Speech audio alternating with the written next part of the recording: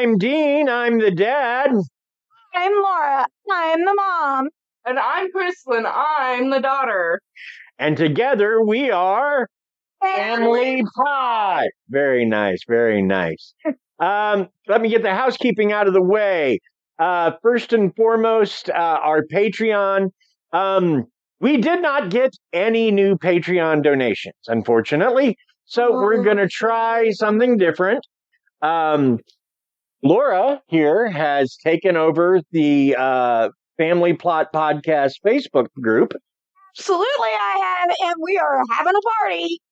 So we're going to let her run that for a minute before we do another contest on with Patreon. Yep. Also, you can help us with Buy Me a Coffee. Patreon's a monthly donation, $1 or $3. Buy Me a Coffee is a one-time donation of $1 or $2. If you cannot help with money, if you enjoy the show, please share it on social media. Share it with friends. Share it with family. With everyone. Very nice, very nice. And if you don't enjoy the show, please keep it to yourself. Tonight, we go back to the 1800s to meet one of the best coach drivers of the day. He was rough, tough, and well-respected. And when he finally died, the townspeople were surprised to find out that One-Eyed Charley was a woman. I wanted to say that. Okay, you say it. But you already took it. But I can edit. You're right, you can. So, the townspeople were surprised to find out that Charley was, of course, a woman. There we go. We go full trans in this special Pride Month episode of the Family Plot Podcast. Before we get too deep into this, I should point out this is not the first time we've actually tackled this topic. Before we started the podcast, we did a short 10-minute episode as a part of a fundraiser before we actually did our first episode. Thanks to Ali Zarur for getting us involved with that. We revisit this topic mostly because we found a lot more information and could expand it to a full episode. Also, I should point out we have a guest on this episode, Blue Boese. Say hi, Blue. Hello. Good enough. All right. So let's discuss Charley's early life. Charley was born Charlotte Darky Parkhurst sometime in 1812. Birth certificates were apparently not a thing around that time. Her father, Ebenezer, had died before she was born, and her mother, Mary, passed a few months afterwards because it was 1812. Yep. Her brother, Charles, and her sister, Maria, as well as she, was sent to an orphanage. At some point around the time when she was 12, Charlotte ran away, presenting herself as a man and calling herself Charley. He began presenting as a man. It is believed that at this point he met Ebenezer Balch. Balch reportedly treated young Charley like a son, as he taught him how to care for horses, which he was really good at, how to stable and ride them, and how to drive a coach, first with a team of 2, then with a team of 4, finally with a team of 6. Charley had a natural affinity with horses and worked well with them. It is likely that Balch also taught the child to shoot. Around this time, it is likely that Parkhurst befriended James Birch, a younger man that was also a stagecoach driver in Providence. Birch left Providence and went to California, where he started a coach service that became very successful, eventually purchasing other smaller coach companies and eventually renaming the whole company the California Stage Company. Hey, honey, should we take a minute and let Blue visit Krista's corner? Or Krysta could just do her corner and Blue could learn like we do. Krista, you ready for your corner? Oh, wait, no, she doesn't have any claps. Wait, we must clap.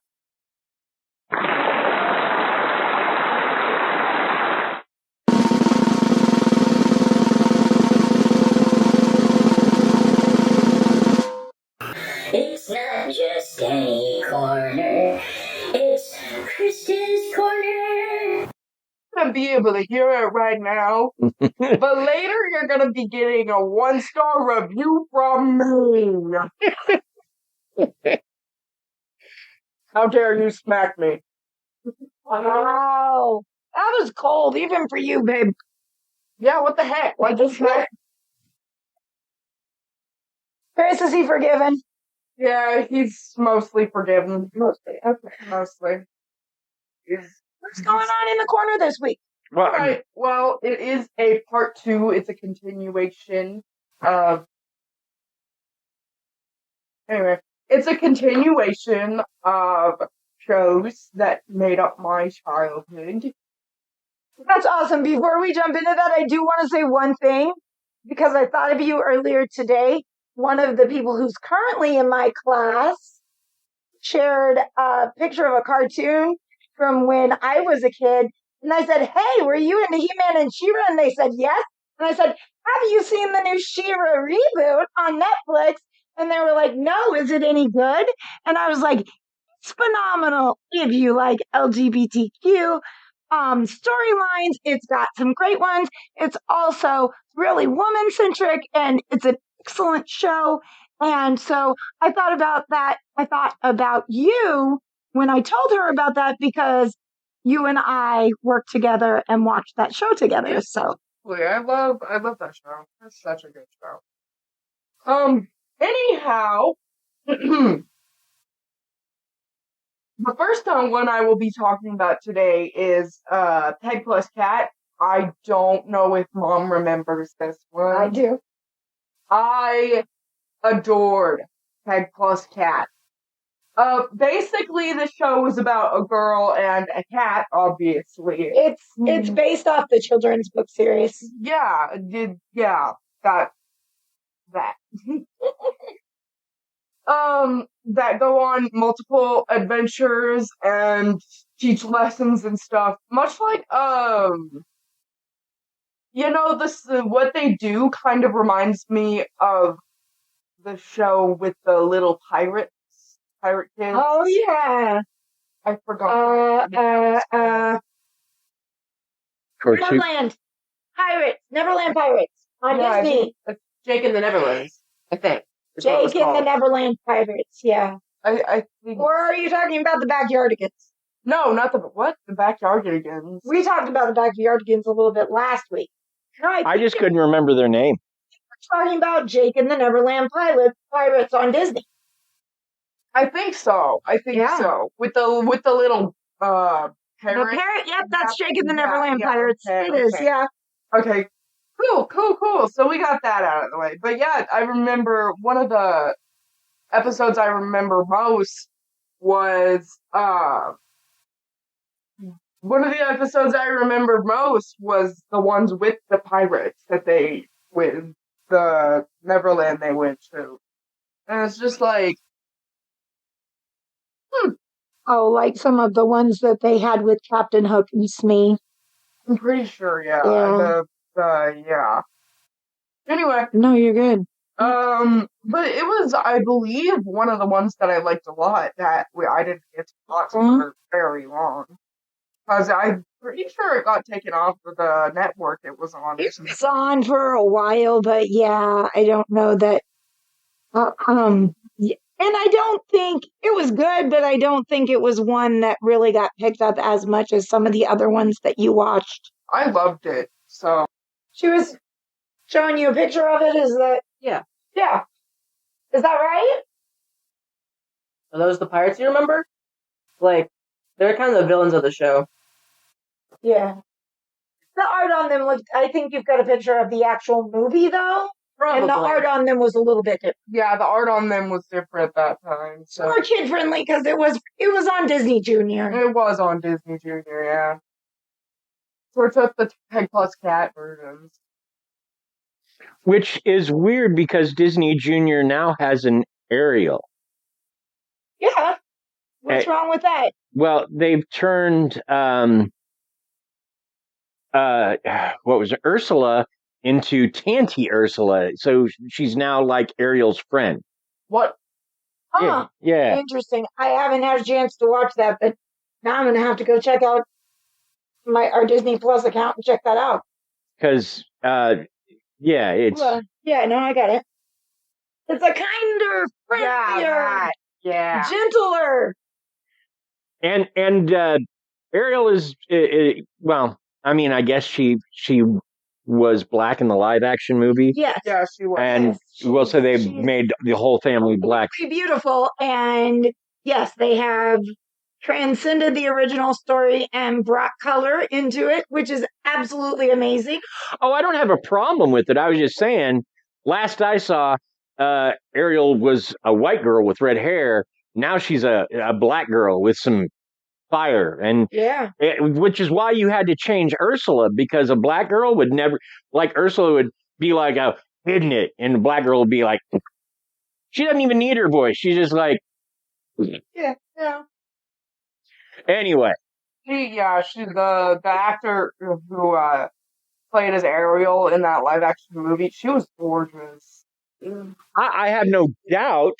I barely remember it. Name is almost exactly the same as the girl who played the voice of the Paige.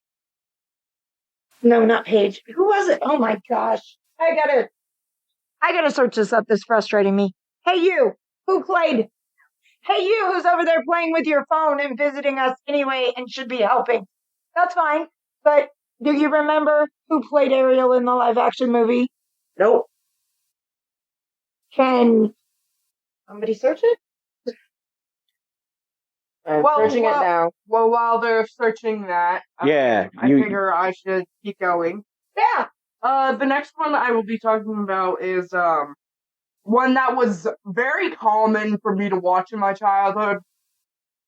Barbie Dream, the Barbie Dream House show and the movies. Yep.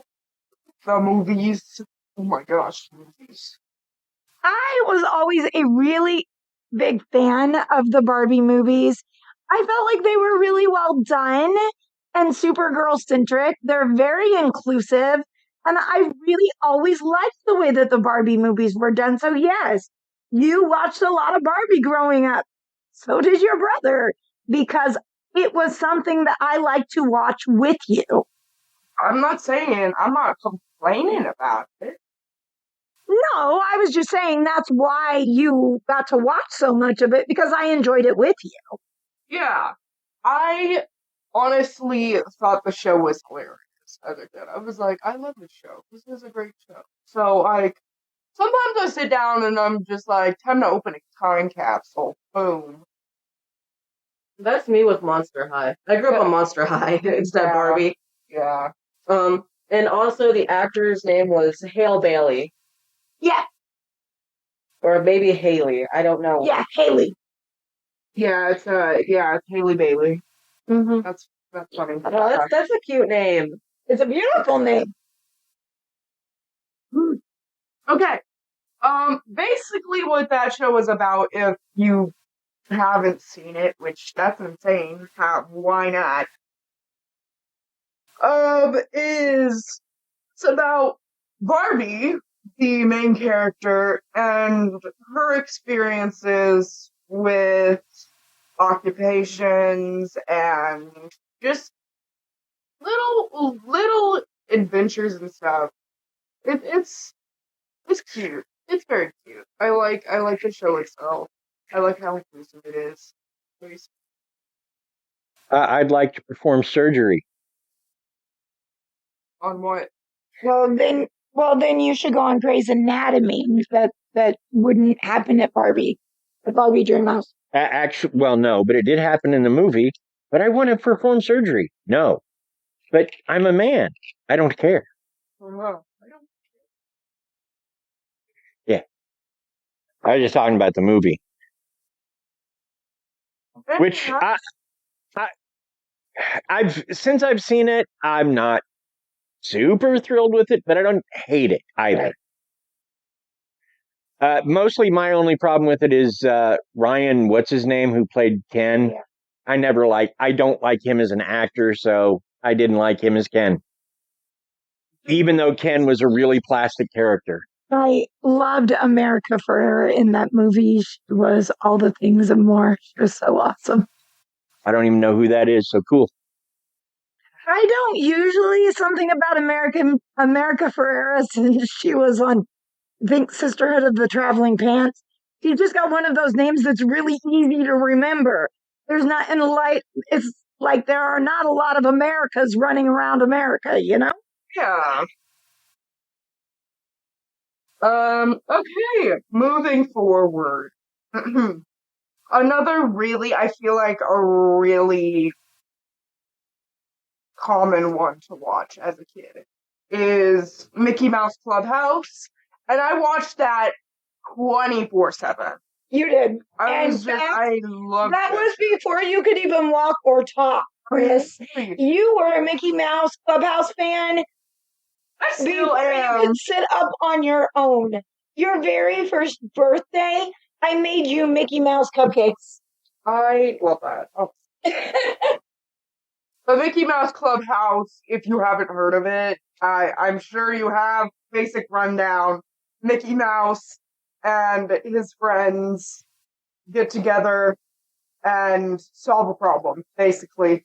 That's basically it. And then they do fun dances, and it's really silly. I love the show. Or else they're racing in cars for reasons I don't understand. Yeah, I don't understand. That was the next generation. After they had gone through a lot of Disney Mickey Mouse Clubhouse, then they expanded it to Mickey Mouse and the Racers or something. Anyway, and that's just kind of a updated, more kind of rough and tumble, more inclusive kind of show. Still watched it when, like, I think it would be, like, before school. Like, if I'm just waiting, if I was just waiting, like, to go to school, head to the bus, I sat down and watched I watched the show. I sat down and watched the show, and I just stayed watching the show. And it was super fun. I loved it. I did too. I still like it. I just don't see the episodes out that way. Well, and the new one is weird too, because now the house talks and takes them to different places. And yeah, it's just like they changed it completely, and I'm just like, how dare you? How dare You're messing with your childhood, huh? Hey, like this was a time capsule for me. Now you ruined it. Oh, Krys, they've been doing that for years. When I was a kid, there was a Mickey Mouse Clubhouse, and one of the people in it went on to play Blair on the Facts of Life. And that was a reboot from the Annette Funicello days. And a lot of people didn't like the reboot. And they rebooted it again in the 80s. Reboots it constantly. And the 90s. I mean, I don't like the house talk now. Oh, yeah, we moved. We're sorry. Oh, yeah, we moved. Don't move! Stop moving! Anyhow, next one I'm going to be talking about is the last one I will be talking about. Which is Doc McStuffins. I watched that show so much, which I loved Doc McStuffins. Still love Dr. I McStuffins. still love her. She's great. She's fantastic. I wonder if there's any more episodes. Yeah. Probably. Yeah, I'm sure there are new ones since you saw at least. I half expect there to be a live action version at some point. Oh, I would be surprised. It wouldn't surprise me either. I mean, it's a great premise and it absolutely could be done live or even interactive, like live and animation.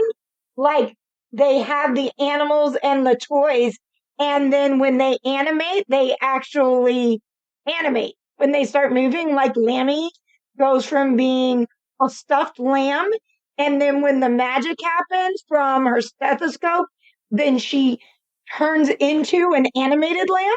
Yeah, that'd be cool. Because even part of the skill is go stuffed. So doesn't that totally make sense that when it was just turning the animals like they would be animated, and then when a grown-up is around, then she says go stuffed, and they turn into just like with a proof, turn into stuffed animals, and that would be awesome. Well, Exactly. Well, I know that part of it though is they feel like they can't do that because it comes off as very similar to Dr. Dolittle. Not the old one we remember with Rex Harrison. I'm talking about the new one with Eddie Murphy and the one where they did like two or three. One since then, but yeah, they've done 2 or 3 sequels. But as we've already explained, seeing as that's partially what we did there. It's a little girl. It's about a little girl who can talk to her stuffed animals. And there's some lore behind it. I can't exactly tell you the lore right now because, my brain isn't working at the moment.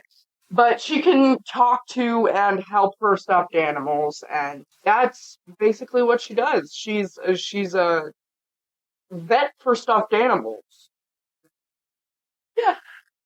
But her dad's like a doctor or a real vet or something. Her mother's a doctor. No, her mother's a doctor. Okay, that's right, because her dad's kind of clueless. Her dad's... He's not clueless. He's just not a doctor. No, I mean, if you see him in the episode, he always is kind of clueless. Oh, I'm going to go do this, and it never ends well for him. He's just kind of clueless. Yeah. I think he's more just the stay-at-home dad, so he's always busy. I think that's kind of the idea behind it. Ah. Yeah, because doctors get paid quite a bit of money, Dad. I didn't say anything about the mom. I was talking about the dad. I know. Who seems to be a little clueless. He is a little clueless. He's a stay-at-home dad. Keep him a little clueless. So is that everything in your corner this week? Yeah, that's everything in the corner. Okay, let me give you...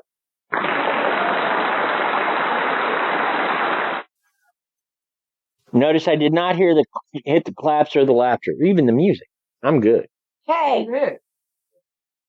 now, since we let you do your corner, and you have the next section, maybe Blue should say a little more than just hi. Yeah, what the heck, Rookie? Why didn't you talk? I have been talking. I talked about Captain Hook and Yes, but introduce us. Remind the people who you are. We don't talk about you. Tell us about you so the fam knows about the Blue. You don't need to yell. um. I'm sorry. Well, Okay. Just introduce yourself. Give a quick introduction, Dookie. I'm Blue. I need to help you? Welcome, on Blue. this? Welcome. Yeah, do a little mini Blue interview. Help her out. All right, Blue. Your name is Blue. How old are you? I'm 17. I'm about to be 18 in like 2 months. Yeah, go ahead. I'm on track to be a teacher and, Yay! and perhaps a pharmacist as well for a summer job. Excellent. You're my brother. Yeah, I'm You have Boyfriend? Yeah, I have a boyfriend. I love him a lot. Hi, Connor. We love you too. Hi, Connor. See, I called out the son-in-law, honey. Very nice. I play a lot of video games. That's a lot of what I do. Yeah, that's what you got from us mostly. Everything else is all your smarts and stuff. That's mostly you, but Yeah. you play a lot of video games. That base mostly came from Dad and I. Yeah. Video games are fun though, so it's okay. They also What really like inspired- music. What inspired you to come on today's episode? Oh, I'm kind of thinking of doing my own podcast / maybe a YouTube channel or something along the lines of that. So you're And just trying to get used to the basics of like talking and yeah, pretty much. I just wanted to see how I'd feel. And, like, I'm a little nervous. you're a little I don't really know what to nervous. say, but You're Dude, doing great. this is the best part. See, you can just sit back, talk about whatever you want. You don't even have to see anybody else's reactions. You can just put everything out. It doesn't It's matter. fabulous. It's fantastic. yeah, I'm having fun so far. I just really don't know what to say about myself ever. Well, here, this is an LGBTQ episode, so, you know, tell them what you are. Okay. I'm non-binary. Blue is non-binary, meaning they go by they, them, but they don't care if anybody calls them any other pronouns. Yeah, I'm open to all pronouns. I'm not that picky. He's not picky. So you bring a little more understanding of Charlie, perhaps, than someone who's not non-binary. Yeah. Okay, Krys, you want to jump us back into the story? Yes, let's get back to the story. Thank you, Okay. Blue. We're glad you're here with us. Yes. I'm glad to be here. Thank you for coming on today's show. That's very nice. Now, in his late 30s, Charlie goes to California as well. On the RV Forbes, a boat from Boston to Panama. Once in Panama, passengers would have to cross the Isthmus. Isthmus. Isthmus. Isthmus. Yeah. It is kind of a hard word to say. That is kind of a hard word to say. Yeah. I don't like IS before it. Yeah. Isthmus. Okay. Of Panama. Panama overland before booking passage on another ship to finish the journey to California. Charlie met John Morton. Morton had a business where horse-drawn carriages conveyed cargo to nearby warehouses, and he hired Charlie to help him with his business. Charlie did this for a while before he was approached by Birch, who hired him to drive coaches for the California Stage Company. Charlie was ranked as one of the 4 best stagecoach drivers on the West Coast. He and Charlie lost one of the eyes. Nope. He had a reputation for driving fast and furiously. At some point, a horse kicked him in the face, and Charlie lost the use of one eye. He gained nicknames of One-Eyed Charley and Cock-Eyed Charley. He was also called Six-Horse Charley. Six-Horse? Because he drove a 6-horse carriage, so 6-horse Charlie. Yeah, that makes sense. All right, let's take a moment for a word from another podcast. Specifically, I can tell you this one is Pitney and Amelia's Bitchin' Boutique. All right. They are friends. Yes, so Okay. enjoy this entree from them. I'm Pitney. And I'm Amelia. And we're from Pitney and Amelia's Bitchin' Boutique. Who are we? Why, we're your new best friends, of course. Pull up a seat and listen in to what we think about people, places, and things. Geeky stuff, horror movies, weirdos we know, spirituality, sexuality, food, filth. It's like eavesdropping on the people at the next table for like an hour or so, and wishing you could join in on their conversation. Also, do you see who just came in? Look at that hair. Oh, honey, just... no. Bitchiness, you're soaking in it. We soften your hands while you do the dishes. Pitney and Amelia's Bitchin' Boutique. We're here. We're queer. And we're in your ear. Every other Friday, where all the classiest podcasts are found. Well, we already knew we loved them, so that's not really a big deal, but that was amazing. As always, thanks, guys. What's their full segment? Thank you. So, now I'm going to take over here for a few minutes.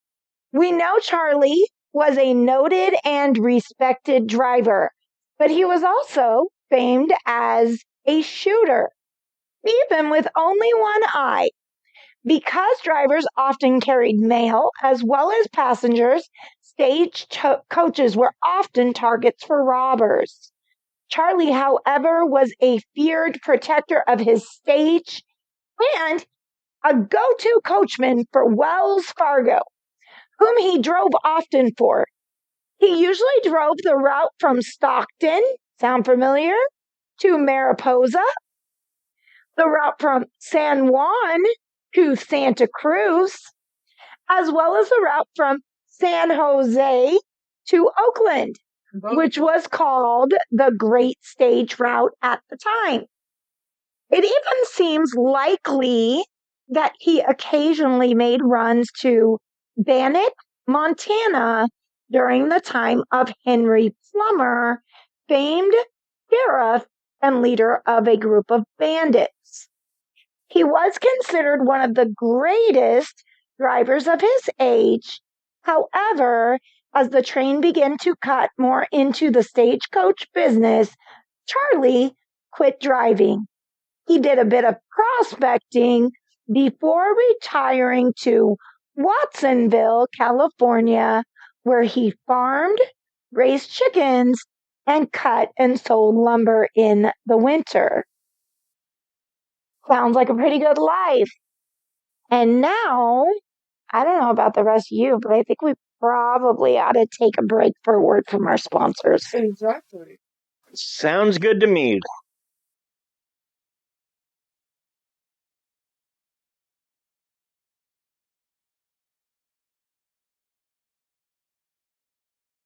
Hey, babe. Yes, dear. I feel sponsored. Awesome. So, Blue, you want to take this next little section? Yep. In the last 6 years of his life, Charlie lived in a small cabin on the Moss Ranch where he suffered from rheumatism. On the morning of December 18th, 1879, Charlie passed away. His death certificate lists tongue cancer as the cause of death. When friends came to prepare the body for burial, they were surprised to find Charlie's secret. He was born a female. The doctor who examined her body determined that at some point she had given birth to a child, and in a chest near the bed they found a dress made for an infant. Because of the time period, the discovery that this man, famed as a coach driver, a gunfighter, and a farmer and woodsman, was actually a woman swept the nation, and the obituary was reprinted in the New York Times. While Charlie had made a few appearances in the old Wild West TV show, he was also briefly discussed in an episode of Expedition Unknown.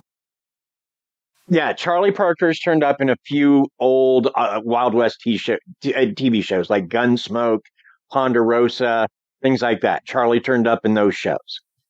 Very proud of you, honey, for deciding to stick your man crush in this episode. Man. I didn't mention him by name, but yeah, that's where I learned about Charlie is the Bannock, Montana episode of Expedition Unknown.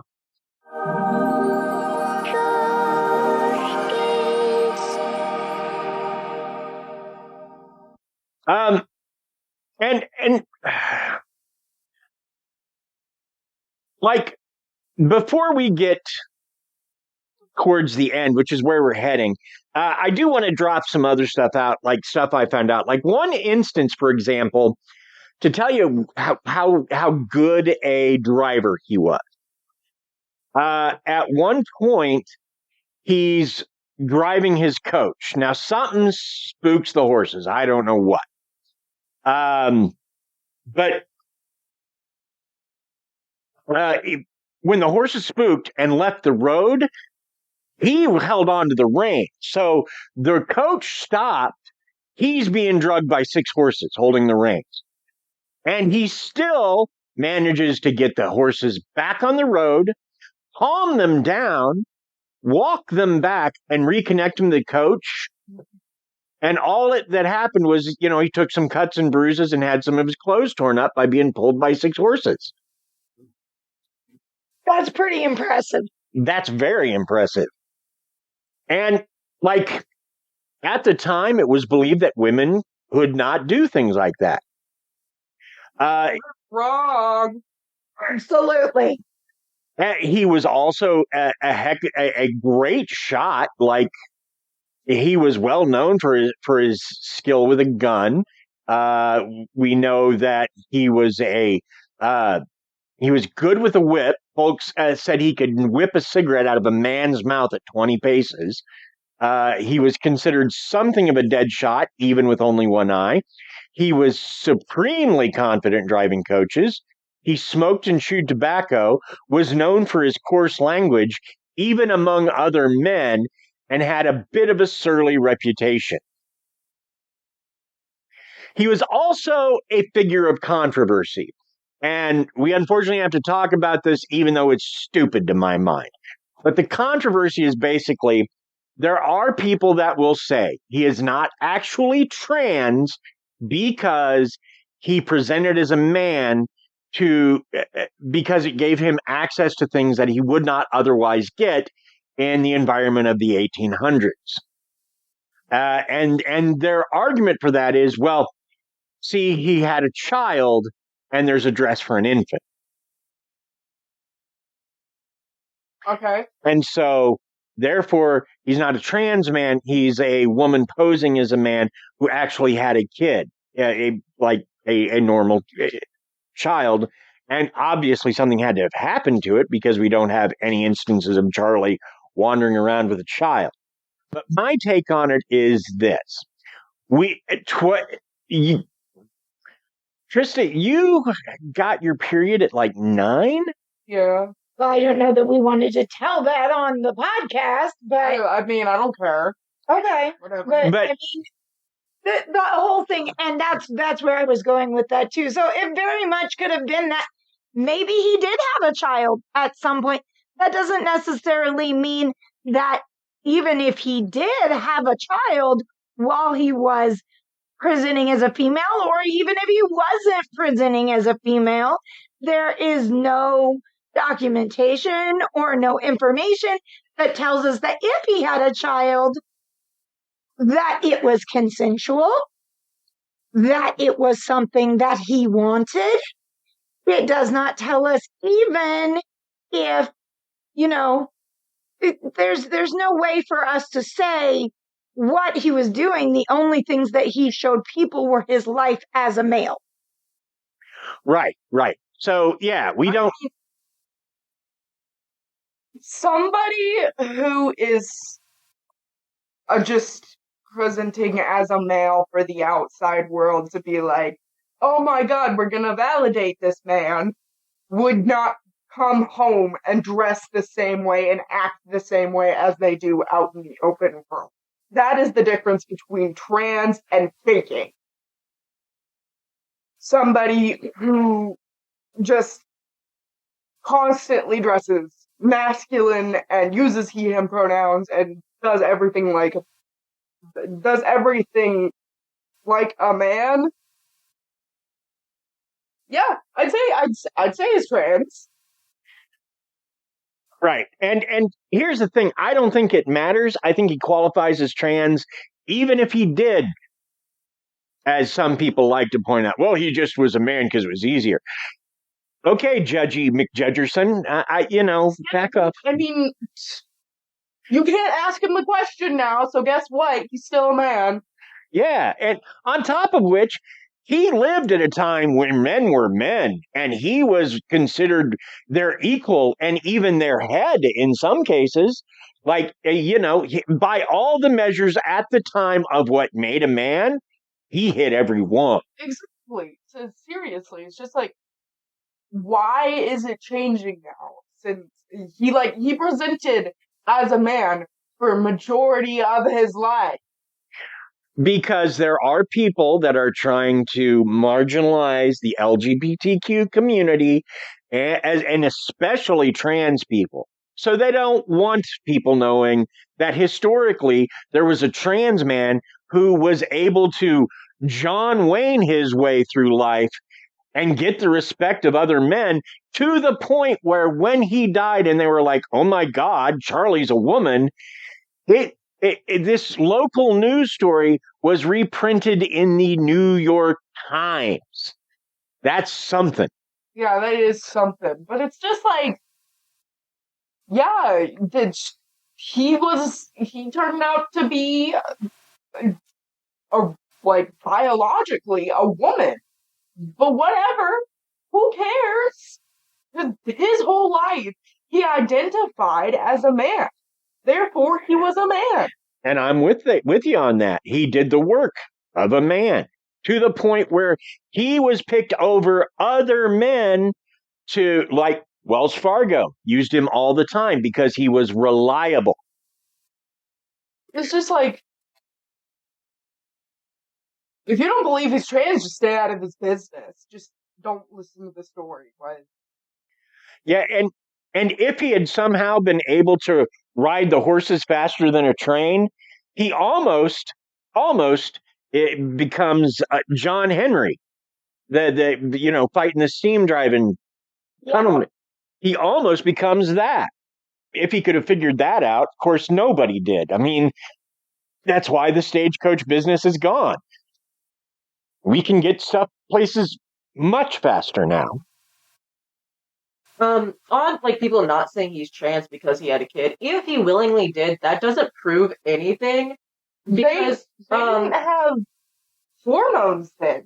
And people who identify as men these days, trans people, sorry, lost my train of thought. They still want to have kids. Yep.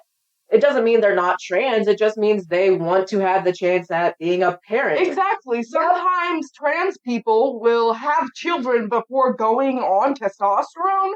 Yeah. Because they can't have kids when they start testosterone.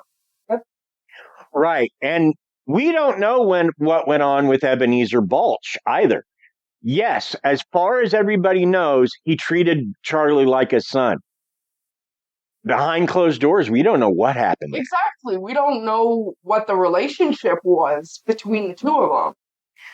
So, he may have been helping Balch in more ways than one. Okay. Yeah. I'm just saying, we don't know. So that dress and the fact that we know he gave birth, that is meaningless as far as, well, he's not trans. He absolutely is. Well, and I just want to point out, as every woman who has had a child is aware, you can carry a child and not have a living child. Just because the correlation that, according to the doctor who examined the body, that Charlie had given birth in their lifetime, that does not mean that the dress that they found belonged to that child. It most assuredly could have been his little sister's dress, his dress from his childhood. It could have belonged to anyone that had meant something to him. We don't know the reason that he kept that either. So that's just people putting more assumptions on his person. And I think at the end of the day, that's really sad about the whole story. Right. It could have been anything. they didn't have the time to ask him questions Yep. because he was dead when they found that stuff. Yep. So it's just constant assumption, and it's just like, yes, the bones were probably identified as the bones of a woman. However, he's still a man because he identified as such. And Well- didn't change that after he got the attention. It's not like, exactly, Krys, that's an amazing point, because it's not like he left a note and said, oh, by the way, y'all, I was a female, ha ha, got you. No, he was just like, he continuously, even after he got through to everyone that I can do this, and it's just like, he still didn't come out as a woman, and that's because he liked it as a man. He was trans. That was his persona of who he was, absolutely. If anything, I would say the opposite is true, that Charlie could be considered an amazingly strong proponent for the trans community instead of the other way around. Exactly. That's like a big step, to even without testosterone and stuff. He still looked like a man. He still did stuff like a man. And I feel like that's I feel like he was very brave to do that, because I feel like if he had gotten caught within his life, and he was just like, oh yeah, I'm not trans, by the way, I'm just a woman doing masculine stuff. It's just like, I feel like he would have been burned or something. I feel like he would have gotten into huge trouble. Oh, absolutely. We should have added that. What were the laws where he lived? I know that it was illegal, but I mean, what was the alternative if they realized that he was a woman putting himself off as a man? Because I know that for a long time, and I would assume during this time frame, that he literally could be thrown in jail for being a male and living as a male, even though he was born as a female.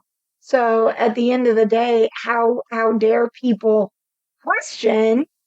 And he should absolutely be given more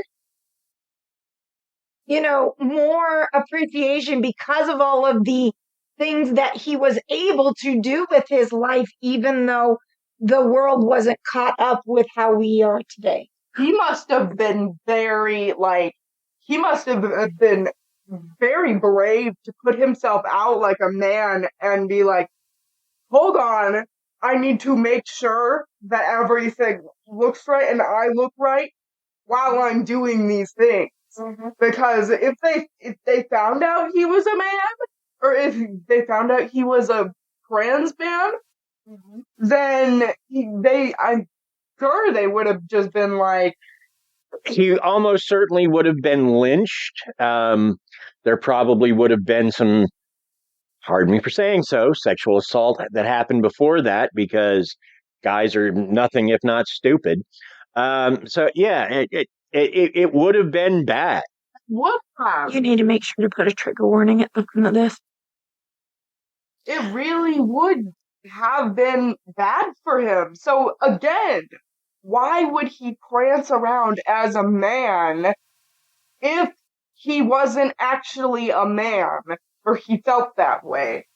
Yeah, himself. It's just like, and the thing is, he was so successful at it that there's not one person history records going, I saw that.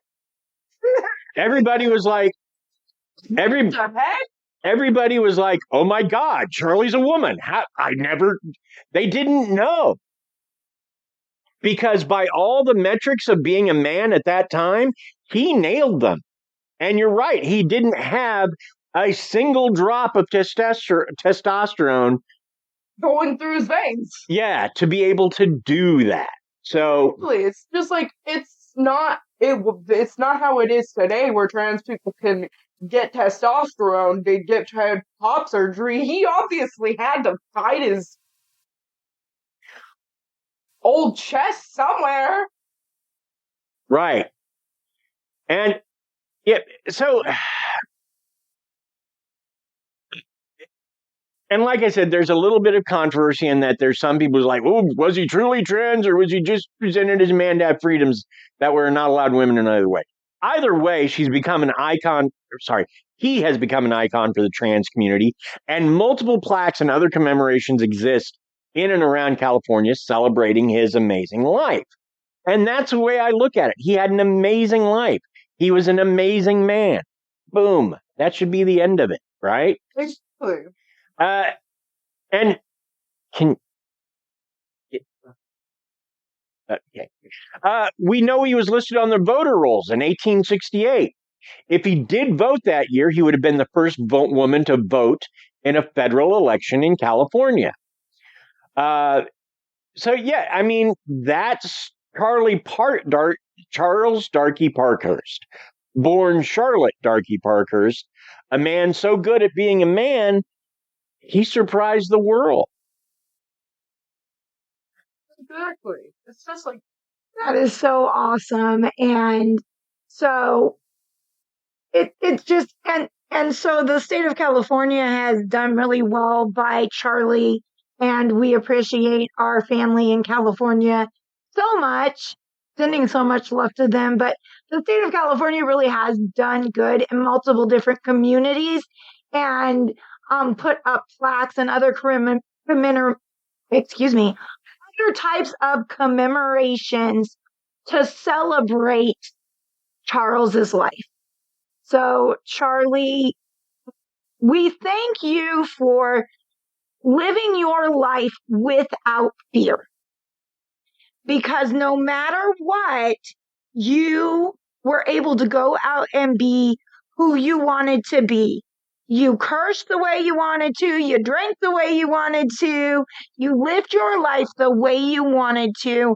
And I hope that we can all do that, no matter how you identify. No matter what your beliefs are, you should be allowed to be who you feel that you are without being afraid and without caring what other people think of you, as long as you are not hurting someone else. exactly. And he wasn't. In fact, he was providing multiple things for other people. Like, he was providing bravery, and he was providing, like, actual, entertainment to them by, like, doing what he did. Mm-hmm. And he was just seemed very strong. Like, I feel like as a trans man, he did have to do a lot of training, because you did hear that they said that he seemed like a natural at everything he did. Yeah. Yeah. But because he got along well with horses. And that became something that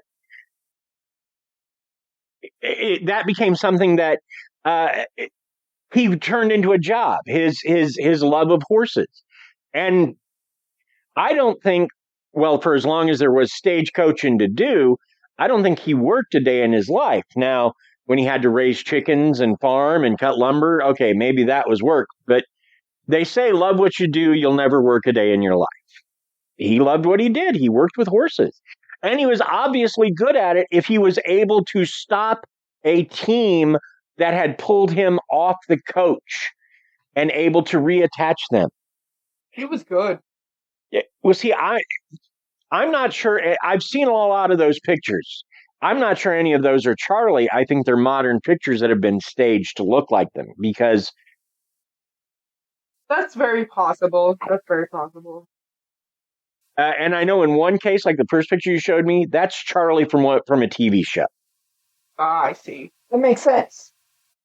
This one. But, Yeah. This one. That's Charlie from a TV show. but that's our show. Yep. Blue, do you have anything you want to add? Yeah. I mean, you're a guest on the show and you've talked twice. True. Blue participated talking about stuff in Krys's corner. So, and Blue told us about it. So they did good. They did good for a first try. They did. I'm just saying. He hasn't said a lot about Charles other than the whole trans thing. Yeah. I was surprised when I read over the notes, because, again, it was a topic that I actually knew something about. Because in third grade we had a book called Writing Freedom read to us by Pam Munoz Ryan. I hope I pronounced that right. But anyway, I thought it was all fictional. So it was interesting to find that it was a real person. Oh yeah. Charles is definitely real. So Of course he is. Thanks for listening. Thanks for keeping us in the Good Pod's Top 100. Okay. We're so excited to be in the top 100. Thanks, of course, to our contributors, as always. In this case, Bill Barrett, last name is spelled Behrendt. Bill does our theme music. Thank you, Bill. But as a musician, he also can, if you need music for a project, Bill's your guy. If you need someone to perform at a function, Bill's your guy. You can reach him at billbarrett@sbcglobal.net. Thanks also go out to Paige Elmore of the Reverie Crime podcast, or I should say formerly, since she's no longer doing it. Not only was it a kick butt crime podcast, but Paige also has a Canva addiction, which she's combined with her own Krysta's artwork to make some logo art for us. Thank you, Paige. Also, thanks to Aaron Gnurk of the Big Dumb Fun Show, who continues to promote us locally. Thank you, Aaron. Please join our Facebook group.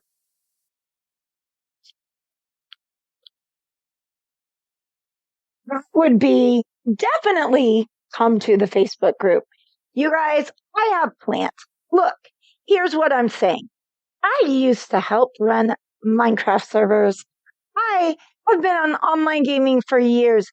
We are going to have so much fun now that Dean has finally let me loose on this Facebook group. Come, chat with me in the chat. Introduce yourself. Come let us know where you're listening to the fam from. Tell us what you've been getting into. Come be a part of the fam in the group. We have loved seeing, we have 168 members of our group. I would love to see that double before the end of the summer. We can do that, you guys. We have so many amazing people that are friends of this group. We can make big differences in the world if we all just work together. We have been down a really long road, and you all have stayed by us. And Dean and I are finally getting to a point where we're okay again. We want to share our family with those of you who don't have family, because we know what that feels like. So come be in the Facebook group. Come introduce yourself. Be seen. You matter. We are going to make some great changes for our group. And coming up soon, Lexi and I will be opening a TikTok channel. So we're going to expand the plots to include our little Lexi. Lexi has been introduced to this group several times before. We have let her come on and have little pieces in Family Role, and that is still moving forward as well. So don't worry, more to come on that. But Lexi has done an amazing job becoming a good artist and being outgoing and learning her way in the world. And she is ready and wants to get out there and really shine for some of our friends and family in the family plot. So that's our next step. Just wanted to give everybody a little bit of a heads up on that. But yes, come to the Facebook group. We want to see you and meet you and speak with you. And we are so excited about the changes we have coming forward. And last but not least, join us next week as we look into Rosa Parks. Awesome. Bye!